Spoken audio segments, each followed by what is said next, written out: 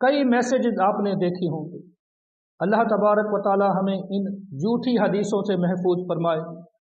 حضرت سیدنا مولا علی شیر خدا رضی اللہ تعالیٰ عنہ سے روایت ہے کہ آقا نامدار صلی اللہ تعالیٰ علیہ وسلم نے ارشاد فرمایا، لا تکذبوا علیہ فإنہ من کذب علیہ فلیلج النار۔ آقا کریم صلی اللہ تعالیٰ علیہ وسلم نے فرمایا کہ جو شخص مجھ پر جھوٹی حدیث باندھے گا، یعنی مجھ سے وہ بات منسوب کرے گا جو میں نے نہ کہی ہوں، جو جھوٹی حدیث پھیلائے گا، وہ شخص اپنا ٹھکانہ جہنم کے اندر سمجھے، وہ شخص اپنا ٹھکانہ جہنم کے اندر بنا لے۔ ذات گرامی، کتنے بدبخت ہیں وہ لوگ جو بڑی دلیری کے ساتھ اور بڑی بے باکی کے ساتھ جو ہے وہ اس طرح کے میسیج پھیلاتے ہیں۔ رب کریم سے دعا ہے کہ اللہ تبارک و تعالی ہمیں ان فتنہ پرور لوگوں سے محفوظ فرمائے۔